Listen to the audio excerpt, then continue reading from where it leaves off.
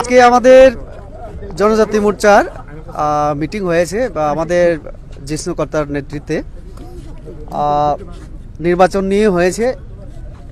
আমাদের এডিসি নির্বাচন নিয়ে একেবারে কিভাবে আমরা নির্বাচনে আমরা কাজ করতে পারি, জয়লাভ করতে পারি, এই সমস্ত বিষয় হয়েছে। এবং আগামীকাল আমাদের যে সরকারের শরিক আইপিএফটির সঙ্গে আমাদের জিষ্ণুকর্তা আরও আমাদের কয়েকজন নেতৃত্ব থাকবেন। তাদেরকে আমরা আরও 2 দিন আগে আমরা সময় দিয়েছিলাম যে 2-3 দিনের মধ্যে তাদের মতামত যেন জানায়। আমরা মিডিয়ার মাধ্যমেই দেখেছি যে আইপিএফটি আর একটা দলের সঙ্গে অ্যালায়েন্স করেছে, কিন্তু তারা অফিসিয়ালি আমাদের বলেনি যে আমাদের সঙ্গে আছে কি না। ফলে আমরা যেহেতু অফিসিয়ালি জানি না, তার জন্য তাদেরকে সময় দিয়েছিলাম। প্রথম দিন বৈঠকে ওনার নাম আমাদের মঙ্গলদেব বর্মা, ওনার নেতৃত্বে আরও 2-3 জন এসেছিলেন।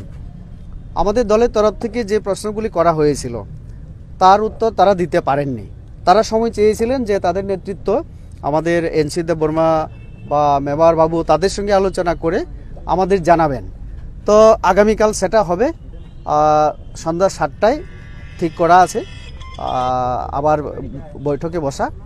তারপরে আমরা একেবারে সিদ্ধান্ত নিয়ে নেব। আমরা মোটামুটি নির্বাচনের জন্য প্রস্তুত আছি। বাকি আপনাদের জোট